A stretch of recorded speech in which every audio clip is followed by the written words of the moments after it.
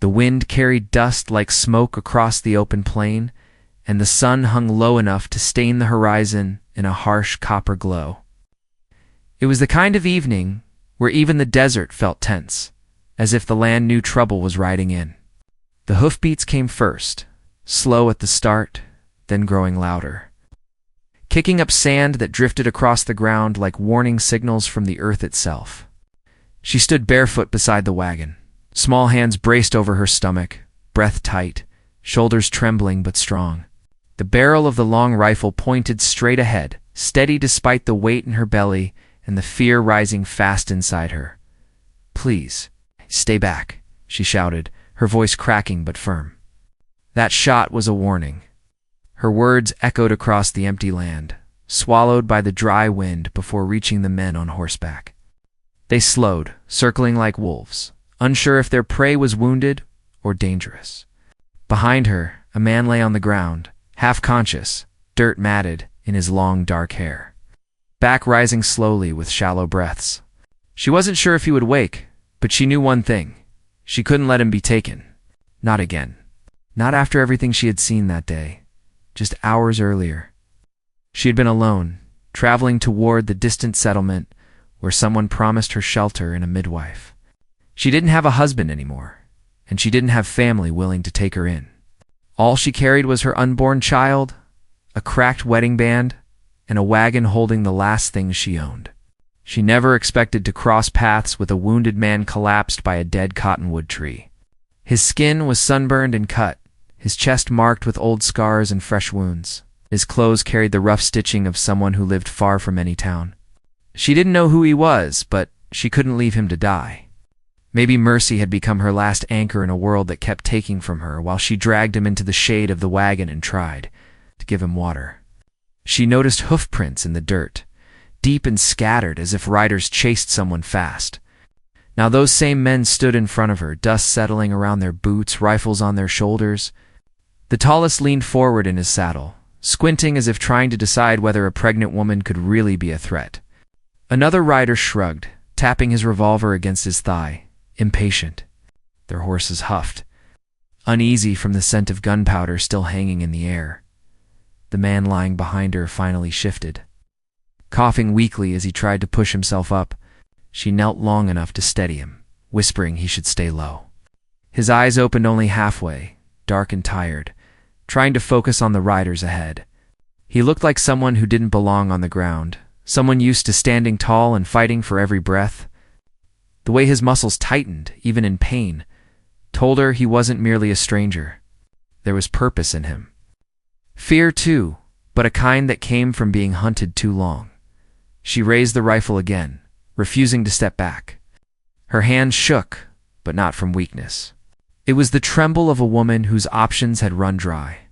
She had spent months running from memories she couldn't erase, nights sleeping in fear of men who believed they owned her fate, days bargaining for safety that slipped away every time she thought she had found it.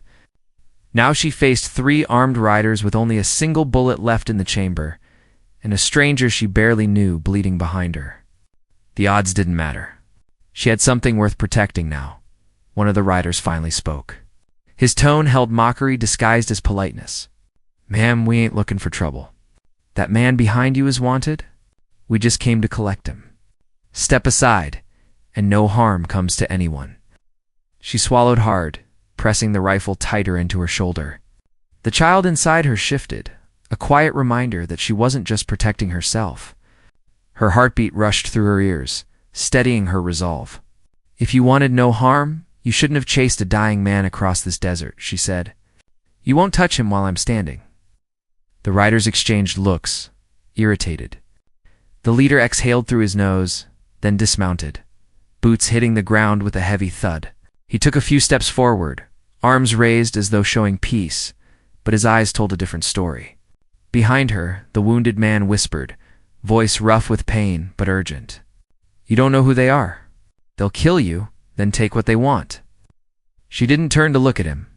"Maybe, but I'm tired of being the one who runs." The leader's voice dropped to a lower, colder tone. "Lady, you don't want to die for a stranger you just met." She lifted her chin, breath sharp. "No, I want to live for the child I'm carrying. And that means no one gets past me tonight." Silence settled like a blanket of sand. Then the wind shifted, carrying the smell of gunpowder again, as if the desert itself braced for what would come. The men spread out, hands drifting toward their weapons.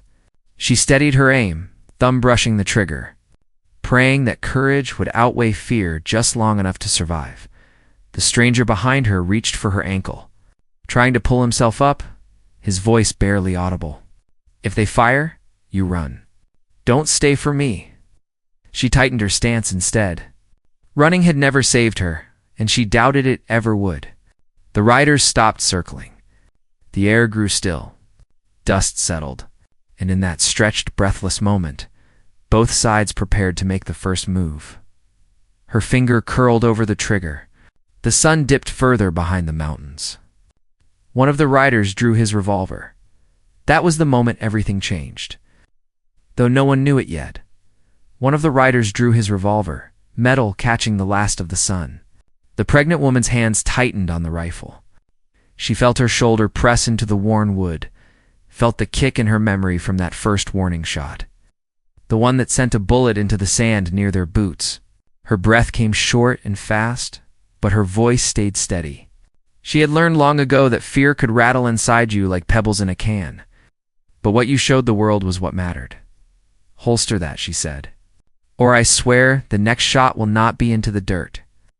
The leader glanced at the man with the raised revolver and lifted a hand.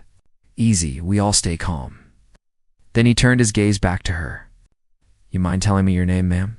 Seemed strange to be pointing a gun at a woman who might just be lost and scared. "I'm not lost," she replied, "and I'm scared enough to shoot." She did not give her name. Names were a kind of trust, and she had learned to hold hers close. Once, her name had been spoken kindly in a warm little house near a river back east. Then it had been shouted in anger, written on papers she never wished to see again. Now out here on the frontier, it belonged only to her and the child she carried. The wounded man behind her shifted, trying to push up on one elbow. His voice came rough, dry. "They are not lawmen," he whispered. "They are hunters." She heard the weight in that word. Hunters, not just of animals but of people. Men who followed trails for coin, not justice. She kept her gaze on the riders. "You say he is wanted. By who?" "By folks who have a right to see him answer for what he has done," the leader said. "He is Apache. He raided a ranch, burned a house, took a woman. That make any sense to you, ma'am? You want to stand between decent people and a man like that?" The accusation sank into the dust between them. The pregnant woman felt the stranger's eyes on her back, though she still did not turn. She had heard stories in every town. Apache raids, settlers killed, cattle stolen, children taken. But she had also seen the other side of this land. White men who called themselves respectable but drank away their pay and beat whoever was weaker. Soldiers who laughed while they pushed hungry families from fields they had planted. The frontier held more than one version of any story. "Is that why you chased him till he collapsed in the dirt?" she asked quietly. "Because of a house and a story you tell? You think he just happened to fall at your wagon for nothing?" The leader shot back. "You think it is chance that brought you here?" He took another step closer. "Move aside. You do not know him. You do not know what he has done." Her jaw clenched. He was right about one thing. She did not know the man at her feet. But she knew something about being chased, and something about men who believed their own words were the only truth that counted. Back when she still lived near the river, people had called her husband a good man. He wore a clean shirt to church and tipped his hat to the neighbors. When they went west, they said he was brave, taking his wife to a new life. No one saw the way he drank when the crops failed, or how his hands turned hard whenever he felt powerless. No one heard the words he hissed in the dark, blaming her for every loss. When he rode away one winter and never returned, the town called him unfortunate, maybe lost in a storm. No one used the word she carried in her heart: coward. She learned then that a person could be two different things depending on who told the story. The man behind her had not begged when she found him. He had not grabbed at her skirt or tried to frighten her. He had simply looked at the sky and whispered something in a language she did not know. as if speaking to someone who was not there. When she poured water into his mouth, his eyes had filled with a surprise so open it almost hurt to see. That was not the look of a monster. It was the look of someone who had forgotten what kindness felt like. "Did you burn that ranch?" she asked at last without turning around. There was a long pause. The riders shifted in their saddles. Coyotes called to one another far off in the rocks. The man answered in a low voice. No, it was only one word, but it carried weight. Not the quick denial of a liar, but something deeper, lined with grief. "I went there," he added. "I pulled a boy from a burning barn. The house was already ash. Soldiers rode in after, saw my braids, saw my skin, and fired. The boy died anyway. They did not ask what I was doing there. They only saw what they wanted." The leader laughed, short and harsh. "You hear that, ma'am? Now he is a hero. That is a fine tale. Funny how the only witnesses are dead or running." She felt the words pulling at her, one version against another. The wind rattled the wagon canvas. Behind the riders, the sky was darkening, clouds building in a thick line over the distant ridge.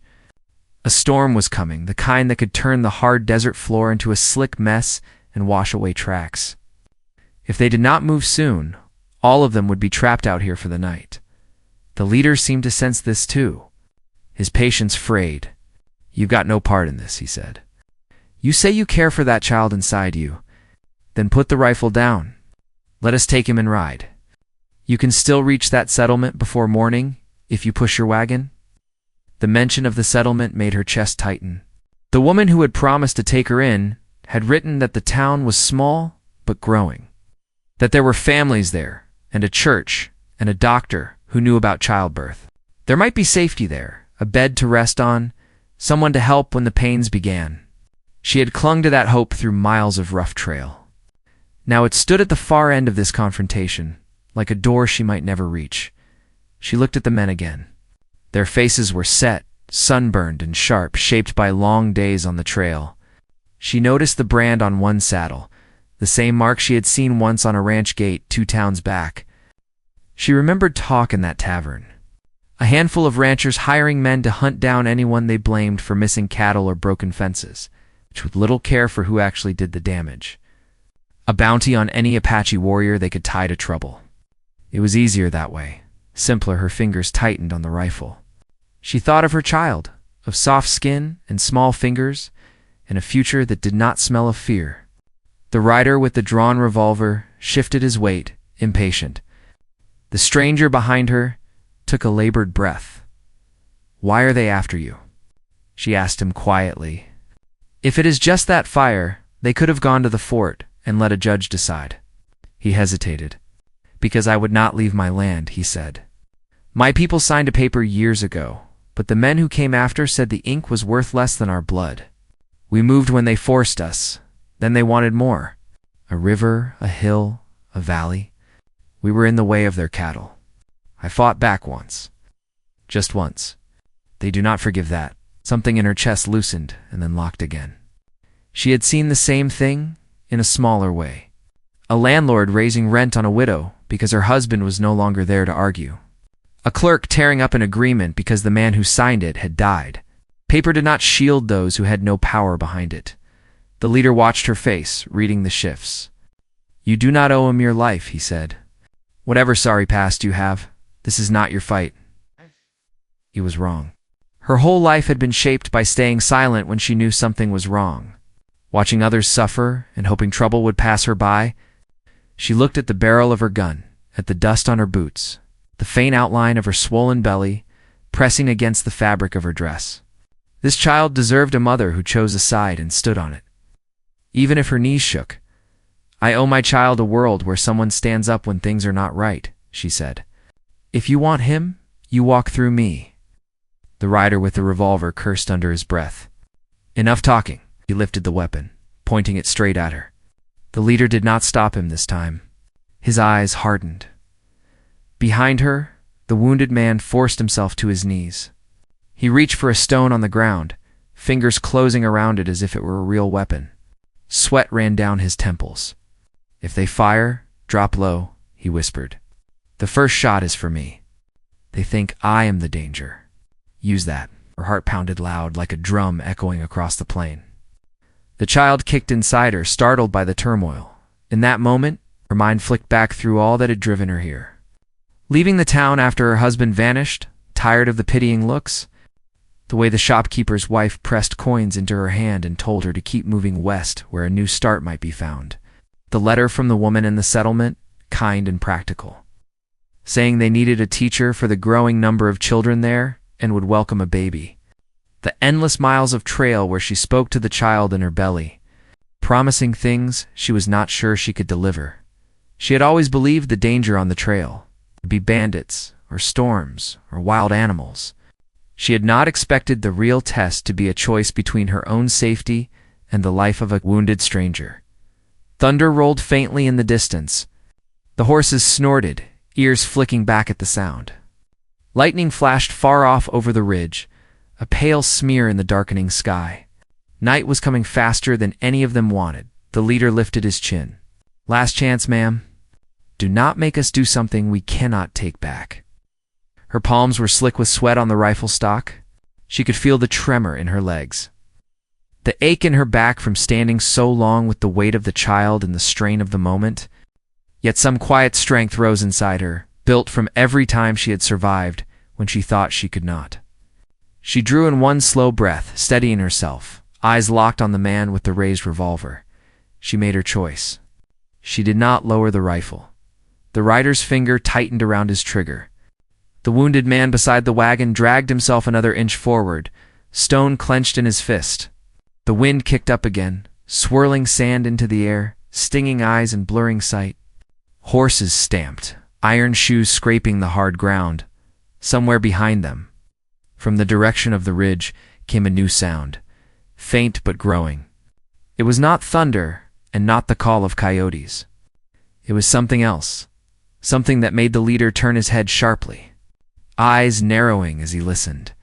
The pregnant woman felt the air shift around them as that distant sound crept closer, pressing against the tension like a hand on a wound. She did not know whether it meant rescue or more danger. All she knew was that for one breath, one heartbeat, the standoff held. Balanced on the edge of something none of them yet understood, the sound from the ridge grew louder, rolling and rhythmic like many hooves, moving as one. The leader jerked his eyes toward it, a muscle twitching in his jaw. The man with the revolver hesitated just long enough for the woman to breathe again. Dust clouds billowed on the horizon, rising like smoke behind the coming riders. "Who is that?" one of the bounty men muttered. The wounded man behind the woman forced himself upright, leaning against the wagon wheel for balance. His voice came weak but sure. "My people." Those two words dropped heavy into the space between all of them. Her pulse hammered. She glanced down at him for just a moment, seeing the faint spark in his eyes. His strength returned not from rest, but from the promise of something he cared for. Something worth the pain. The bounty rider with the revolver swore, "We cannot take on a whole war party, and we leave with the prisoner before they arrive," the leader hissed, anger sweeping aside caution. He stepped forward again. "Ma'am, move." Her grip tightened on the rifle. She did not move. The wind whipped at her dress. The child pressed against her ribs. She felt trapped between two storms, one made of men behind her, one gathering speed ahead. But she stood her ground, breathing through the fear. She did not know these Apache riders. She did not know if they would see her as ally or enemy. But she sensed one truth clearly enough. The men in front of her would spill blood without hesitation if it meant coin in their pocket. "They will kill you," she whispered to herself. Though she stayed firm, suddenly, the wounded man pushed himself forward, stumbling upright. He placed a hand on her arm, not to move her aside, but to steady himself. "If they fire, I will stand with you," he murmured. She looked at him, seeing vulnerability and determination tangled together. He was not just running. He was defending something important, maybe a life beyond this moment. She nodded once, barely. The bounty leader cursed, realizing too much time had passed. "Take them both," he ordered.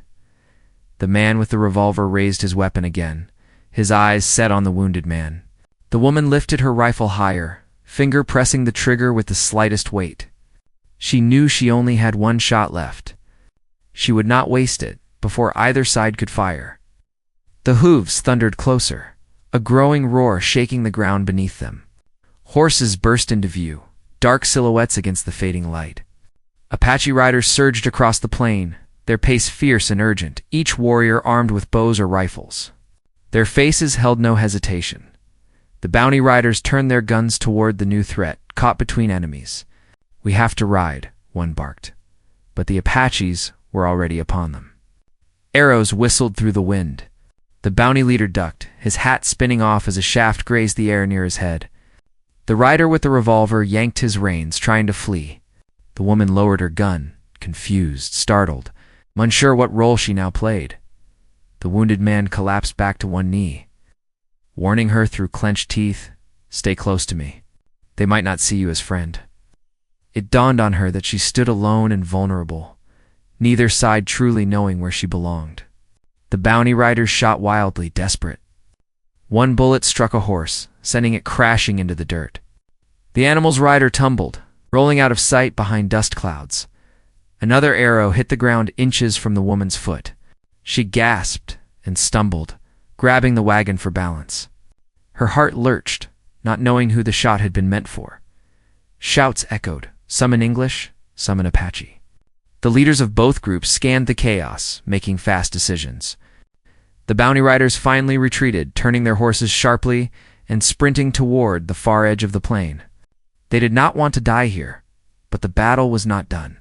Some Apache riders pursued, others halted near the wagon. The woman held her breath as 3 horses slowed around her. Dust settled enough for her to see their faces, strong features marked with paint, determination, and caution. Their bows remained drawn. Their rifles stayed aimed. One rider dismounted, stepping toward the wounded man with a look of grief and fire. He crouched, placing a hand on the man's shoulder. "Brother," he said in a rough whisper. So that answered one question. The man behind her was not just one among them. He mattered. The wounded man replied weakly, "I did not fall alone. She helped me." The Apache warrior stared at her with narrowed eyes. "Why?" She swallowed hard, unsure of her footing. "Because he needed me. Because those men wanted to kill him." The warrior studied her face a long time, as if searching for lies in every breath she took. At last he nodded once. He spoke to the others in his language. Their weapons lowered slightly, not fully, but enough that air returned to her lungs. More riders approached now, including a woman with strong braids and fierce eyes. She dismounted, ignoring the tense atmosphere, and knelt beside the injured man with practiced hands. She checked his wounds, clicking her tongue at how deep some cuts ran. The pregnant woman stepped back, unsure where she should be now. Her wagon loomed behind her, the only familiar thing in this whirlwind of danger and shifting alliances. The warrior who first spoke to her turned again. "You carry life," he said quietly, eyeing her stomach. "You must not be harmed." His tone was not soft exactly, but respectful in a way that shook her. She exhaled, shoulders sagging. Fear drained, replaced by shaky relief. But the threat had not ended, only changed shape. The wounded man looked up at her, exhaustion in every line of his body. "Thank you," he murmured. She helped him sit upright, offering the last of her water. "Those men will come back," she warned. "They will not give up." He nodded grimly. "I know. They want land more than justice. They will keep coming until they have what they want." The Apache woman, tending his wounds, glanced at the pregnant woman and spoke in a tone both curious and challenging. "Who protects you, traveler? Where is your family?" Her throat tightened. She hesitated, then answered honestly. "I have no one. Only my child." The healer's gaze softened, though doubt lingered. "Your path crossed his for a reason. The land we walk does not make accidents." The leader of the riders returned, after sending others to follow the bounty men's tracks. His presence felt like a wind shifting direction. He stared at the pregnant woman with a silence that weighed heavy. "You saved him," the leader said. "But by standing with him, you draw the same danger." "I did not choose danger," she said quietly. "It found me anyway." He looked at her wagon, at the sadness tucked into every corner of her eyes. "Where were you headed?" "To a settlement west of here," she answered. "A woman there promised me shelter. I hope to reach it before my baby comes." The leader's brow furrowed. "The settlement near the river bend?" She nodded. His jaw tightened. "That land is claimed now by the same ranchers who hunt my people. If you go there, you will not find welcome." Her heart dropped. She pressed a trembling hand to her stomach. "I have nowhere else." A heavy silence stretched long enough to feel like a verdict. The storm on the horizon rumbled again, lightning spidering along the clouds. Night crept closer. Finally, the leader gave a short command in his language. The warriors moved, gathering around, watching every direction as though expecting the bounty men to strike again at any moment. "You will travel with us tonight," he said. "We make camp where the hills shelter us. When we speak with the elders, they will decide the path. The hunters will not dare follow us there." The pregnant woman felt torn. Go with them and risk being seen as enemy by every settler on this land. Stay alone and almost surely get killed before dawn. The wounded man looked at her again, pain clouding his eyes, but gratitude shining behind it. "Please," he said. "It is the safest way." She looked at the storm, at the darkness growing behind it. Then she nodded. 2 riders took her wagon reins. Others helped lift the wounded man onto a horse. She climbed up carefully, settling on the seat with her hands clutching the wood as her baby shifted again inside her. Her legs and arms trembled with everything she had just endured. Her heart ached with questions she could not begin to untangle. Who could she trust? Where did she belong now? And what would the ranchers do when the storm passed and they returned hunting their prize? As the Apache riders moved into the deepening night, the dust from their horses covered the trail behind them, erasing the signs of battle. The pregnant woman glanced over her shoulder one last time. The plain lay empty again, except for a few scattered arrows and the dark stain where blood had soaked the ground. Evidence of a war she never meant to join. The leader rode near her, keeping watch. She sensed he was a man who had lost much and who trusted few. His presence was not comforting, but strong. It's like a fence post hammered deep to withstand a storm. "You are brave," he said without looking at her. She shook her head weakly. "No, I am just trying to survive." He almost smiled. "That is where bravery begins." They pushed on through the growing wind. Coyotes followed them at a distance, their calls eerie in the night air. The wagon wheels creaked as they hit rock and rut. The child inside her turned again, as if restless with worry. She whispered to her belly, calming the tiny life, "We are moving forward. That is all we can do." Her eyes lifted to the stars, emerging above them, vast, silent, indifferent to all the battles waged below. But she felt something change inside her. Not hope exactly. Not yet. But a small knot of determination that tightened with every mile. If this land demanded strength, she would find it. If it demanded she fight, she would learn how. Somewhere ahead, deep in the hills, decisions would be made. And when the bounty hunters returned, she knew she would have to choose again whether to stand firm or run. For now, she rode into the unknown, surrounded by people who neither trusted nor rejected her. Between danger behind and uncertainty ahead, and the night carried her forward, toward a future dark and storm-filled but still alive with possibility. The journey through the hills felt endless, each mile heavier than the last. Darkness swallowed the plains behind them, leaving only the sound of hooves, the rattle of her wagon, and the distant growl of thunder rolling over the land. The storm seemed to follow rather than pass, rumbling like something alive and waiting. Every now and then lightning flickered across the sky, revealing silhouettes of riders ahead and jagged cliffs rising around them. The pregnant woman kept one hand braced on the bench, the other on her belly. The child moved again, restless, as if sensing the fear she tried to hide. The Apache riders stayed quiet, alert, their eyes always scanning the shadows. Even without words, she could tell they expected danger to return. The bounty men might have fled, but men driven by land and money rarely surrendered so easily. As they reached a narrow pass between rocky walls, the leader raised his hand. The group slowed, fanning out beneath the cliffs. He dismounted and walked toward her wagon. His face looked harder in the moonlight, carved by sleepless nights and old wounds. "This place is not safe long," he said. "We rest only until the rain begins. The storm will cover our tracks." She nodded, though every muscle in her back ached.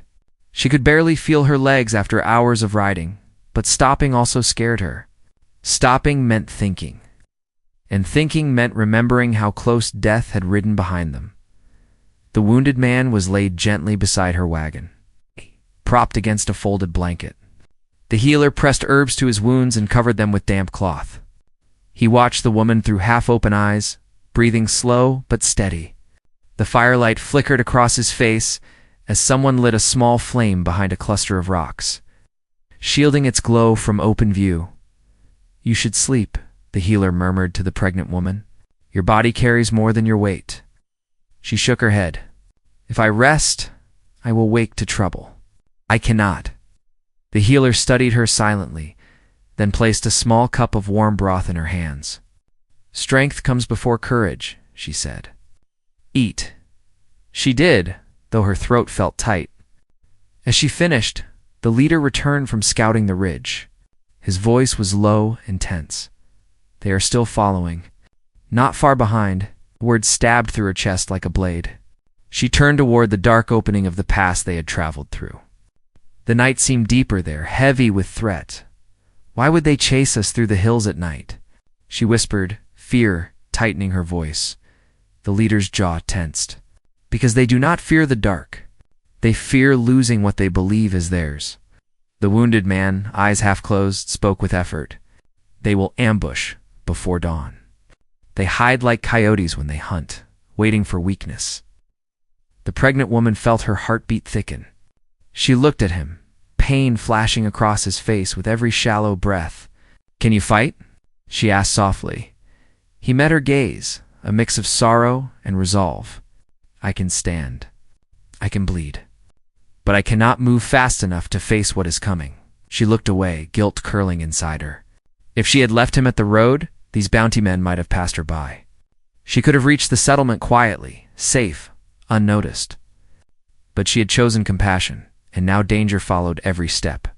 The storm finally broke, rain drumming on stone, lightning tearing the sky in quick flashes. The rider shifted her wagon under a rock ledge to shield it from the water. Horses pressed close together for warmth. The leader paced like someone carrying a burden too heavy to set down. The woman sat beside the wounded man, wrapping another blanket around him. His shivering eased. "Why did they start hunting you?" she asked, keeping her voice low. His eyes never lifted from the ground. "Not for a crime. For land. My people were forced from the valley, but I returned to bury my mother there. She died away from the place she loved." "Ah!" His voice cracked slightly. "When I refused to leave, they marked me. Called me raider. Outlaw." The woman swallowed, feeling pain climb up her throat. "You were protecting your mother's grave." He nodded slowly. "I fought when they tried to dig it up to fence their cattle. After that, every raid on their land was blamed on me." She felt anger rise, sharp and unexpected. She knew what it was to have a place you could not return to because others claimed ownership over something that once felt like home. She knew what it meant to lose someone without fair witness. The storm raged louder. Water streamed down the canyon walls, glistening like veins of silver. The fire hissed under the shelter of rocks but did not die. Suddenly, one of the outriders sprinted back toward camp, panting hard. "They are close," he gasped. "At the mouth of the pass. They wait for lightning, so they can see us." The warriors rose, weapons gripped. Horses shifted nervously. The leader's voice sharpened. "Move the woman and the wagon farther into the canyon. Protect her first." She stood, shaking her head. "I will not hide while you fight." The leader turned to her sharply. "Your child must live." She clenched her jaw. "My child needs a mother who does not run." Before he could argue, lightning cracked overhead. The world lit up in blinding white for a heartbeat. And in that flash she saw shapesmen on horseback, rifles raised, silhouettes forming a half circle at the canyon entrance. The storm made it easy for them. Thunder rolled across the rocks like drums announcing war. The wounded man gripped her wrist. "Stay behind me," he rasped. "You cannot even stand," she whispered. He forced himself upright anyway, using the wagon for balance. Rain mixed with blood down his chest. His eyes burned with something fierce, something that refused to surrender even at the edge of death. The leader barked orders. Warriors spread into defensive positions, bows drawn tight, rifles angled from the shadows.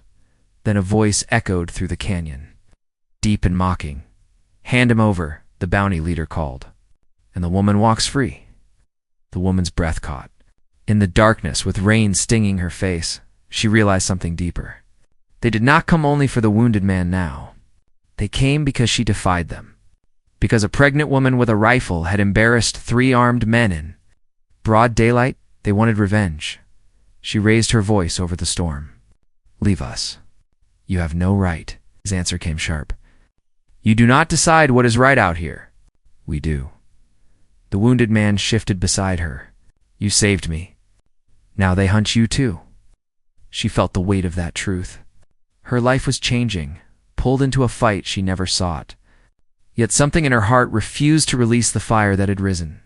She had run from her past, but not from her conscience. Not anymore. The bounty men moved closer, horses splashing through mud.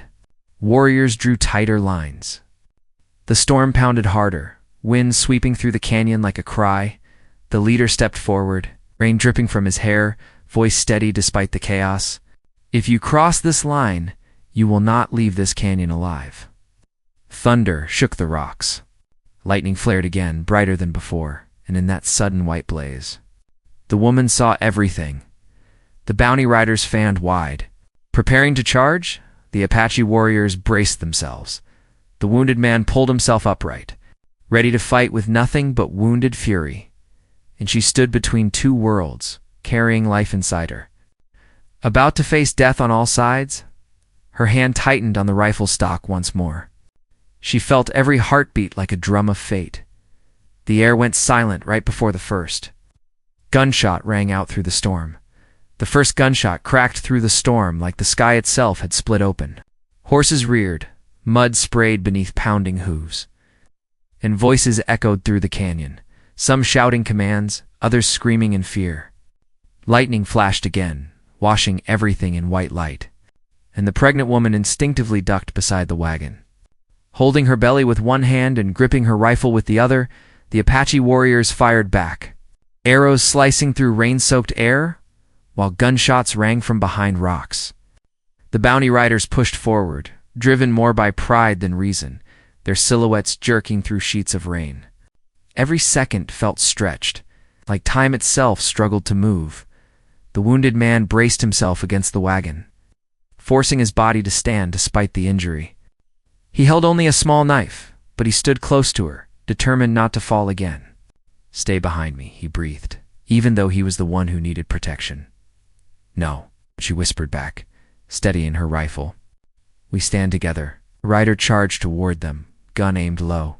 The woman lifted her rifle, rain dripping from her hair into her eyes, and fired. The shot struck the dirt inches from the man's horse, sending the animal swerving and throwing its rider into the mud. It wasn't a killing shot, just enough to give her time. The thunder swallowed the sound of the impact, but she felt the recoil through her arms like a jolt of truth. She was done running from anything before another rider could reach them. The Apache leader appeared, tackling the man and knocking his gun away. He moved with precision and anger, not wild rage, as if honoring a promise to protect what mattered. The rain struck them both like gravel, pouring down in sheets as the clash continued. The battle did not last long. The storm made horses slip. The narrow canyon gave little room to maneuver. The bounty riders soon realized they were outmatched, not just in numbers, but in resolve. 2 fled first, disappearing into the darkness. The leader, soaked and furious, fired his last shot wildly before turning his horse toward the open land. He threw one final glare back toward the pregnant woman. "This isn't over. We don't forget." She stood tall despite shaking limbs. "Neither do I." The rain swallowed his figure as he rode into the night. The sound of hooves faded, leaving only thunder and the heavy breathing of those who remained. For a moment no one spoke. The storm softened, as if the land itself exhaled. The wounded man collapsed again to his knees, and she rushed to help him. The healer and 2 warriors came quickly, supporting his weight and carrying him to shelter beneath the ledge. She pressed her hand to his chest, feeling his heartbeat still strong under her palm. "You're alive," she whispered. "So are you," he said, voice rough but warm. The Apache leader approached her, water running down his face, his expression tired but steadier now that danger had passed. "Your courage changed this night," he said. "You fought not just for yourself, but for someone you barely know." She looked at her trembling hands. "I only did what I hoped someone would do for me." The leader nodded. "That is why we will protect you. Your journey is not over, but you will not take it alone." As the first light of dawn crept over the horizon, they moved from the canyon to higher shelter. Finding a small valley thick with grass and smooth stones, the storm faded into a soft drizzle, then silence. The land gleamed clean and wet beneath the rising sun. Warmth finally broke through, touching their skin with gentle heat. By midday, the wounded man's strength began to return. He could stand on his own again, leaning only slightly. He walked to the woman as she sat by the wagon, watching her hands rest over her belly. "You saved my life twice," he said quietly. "You saved mine too," she answered. "Maybe you just didn't see it." He looked out over the hills, eyes soft with memories he had not shared. "My people move soon. We go to a new place in the mountains. It is safer and farther from cattle ranches. I will go with them. But I will not forget you." She turned toward him, heart tightening.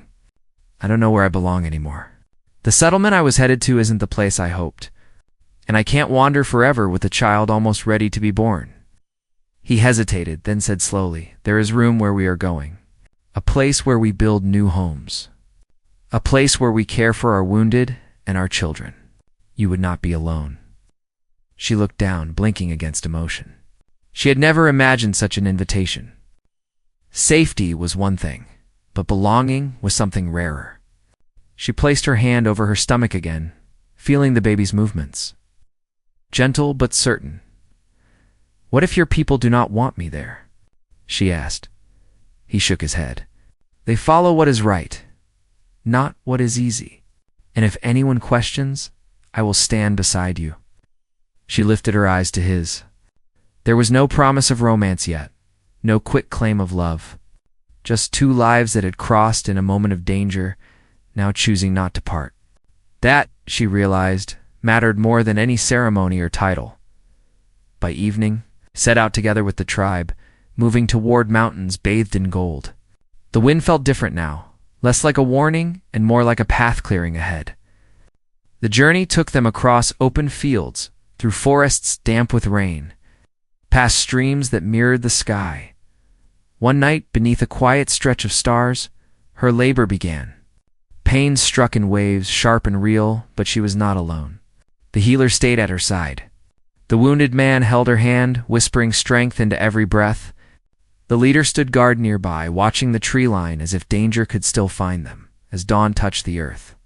Her child entered the world, crying with a voice strong enough to echo through the valley. She held the newborn close, tears warming her face. The man beside her looked at the baby with a mixture of awe and quiet respect. As if witnessing something sacred, the healer wrapped the child gently. "He is strong," she said. "Born of fire and storm." The woman smiled, exhausted but full. "Born of mercy," she whispered. The man rested his hand lightly against hers. "And born into a people who will protect him." Days passed, and the mountains welcomed them with open arms. The tribe built shelters near fresh water and fertile soil. The woman found work helping with children and teaching letters to those who wished to learn. Where once she traveled alone, now she walked with others at night. The man often sat beside her, speaking softly about things he never shared before. They did not rush anything. Life had room now to unfold at its own pace. One evening, as they looked over the valley and watched their people by firelight, He turned to her and spoke with gentle certainty. "You came to this land looking for a place to rest," he said. "But what you found was a place to begin." She took his hand, her child sleeping against her shoulder, peace finally settling in her bones. "I think I found a home," she said. "Not just a place." He nodded, the fire's glow reflecting in his eyes. And she knew that whatever storms came next, she would face them not as a woman running from her past, but as someone rooted, someone chosen, someone finally safe. The night breeze carried the scent of pine and warm earth. Crickets sang in the dark. The stars stretched wide above them, endless and bright, watching over new beginnings. And in that quiet place, life moved forward with hope.